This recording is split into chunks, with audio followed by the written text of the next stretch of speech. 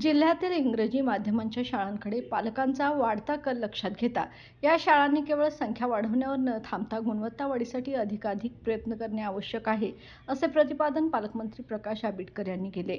शिक्षक दिनानिमित्त English medium schools association कोल्हापूरतर्फे हॉटेल सयाजी येथे आयोजित कार्यक्रमात ते बोलत होते.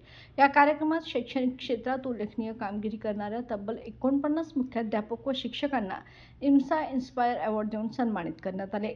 यावेळी अध्यक्षस्थानी इम्साचे अध्यक्ष व अंबुबाई पाटील इंग्लिश मीडियम स्कूलचे प्राचार्य के डी पाटील सर होते.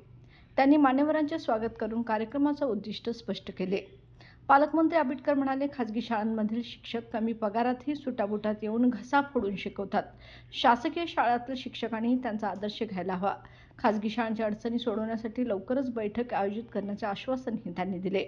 या कार्यक्रमाला प्राथमिक शिक्षण अधिकारी मीना शेंडकर, माध्यमिक शिक्षण अधिकारी सुवर्णा सावंत, इम्साचे राज्य सचिव प्रभाकर हिरवाडे यांच्यासह असोसिएशनचे पदाधिकारी, शिक्षक आणि मान्यवर मोठ्या संख्येने उपस्थित होते. बाळ, फ्रीजमधून श्रीखंड काढ ना. आम्ही पूर्वी घरीच बनवायचो श्रीखंड.